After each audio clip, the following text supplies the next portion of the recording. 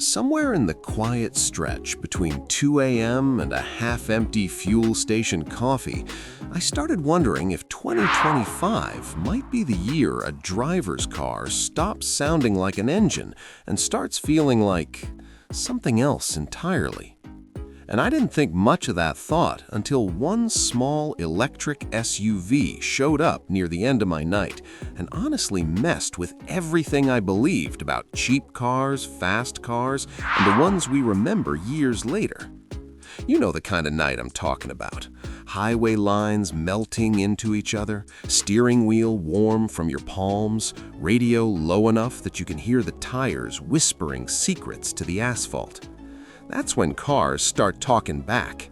Not through horsepower numbers or spec sheets or whatever marketing people print on glossy paper, but through memories. Because every real car guy carries ghosts in the glove box. An old manual hatch that stalled at traffic lights, a first road trip that felt longer than childhood, an engine note that still shows up in dreams for no reason at all. And tonight, weirdly, the car that's making me feel all of that isn't loud, isn't expensive, and doesn't even have an exhaust. It's the 2026 BYD Yuan Up. Yeah, I know, that name doesn't exactly sound like something that should keep you awake at night. But here's the strange part. The silence does.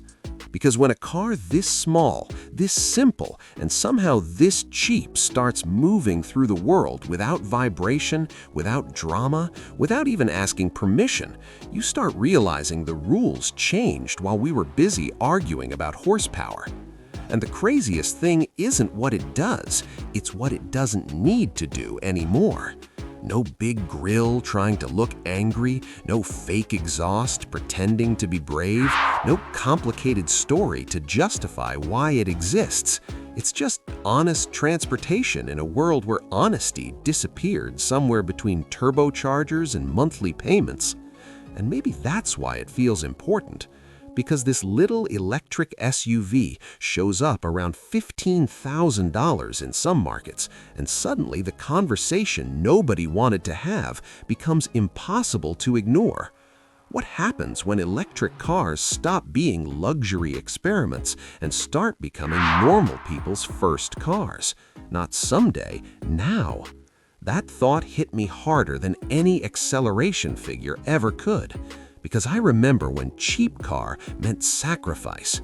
Plastic interiors, weak air conditioning, engines that sounded tired even when brand new.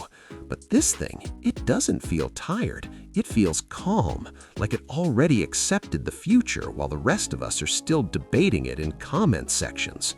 And driving something calm at 2 a.m. does weird things to your head. You start paying attention to different details. How smoothly it pulls away from a stoplight like it's gliding instead of driving. How the city noise fades instead of fighting you. How the whole experience feels less like controlling a machine and more like being carried somewhere gently. Which makes you wonder something slightly uncomfortable. If driving becomes this easy, what happens to the struggle we used to love? Because car passion was always a little bit about fighting physics, rowing gears, chasing red lines, holding on through corners like the road owed us something. But this is different, and different is scary when your heart is wired to gasoline. Still, I can't ignore what it represents. A small electric SUV from a company that didn't grow up in Detroit or Stuttgart, quietly walking into the global conversation like it already knows the ending. Not shouting, just existing. And somehow that confidence is louder than any exhaust I've heard this year. The design isn't trying to be a spaceship either. It's friendly, almost playful, like it knows the future doesn't have to look aggressive to be real. And sitting inside, you don't feel like you're in a science experiment. You feel like you're in a normal car, which might actually be the most revolutionary thing about it. Because maybe the real EV breakthrough isn't speed. Maybe it's comfort without complexity. Maybe it's affordability without apology.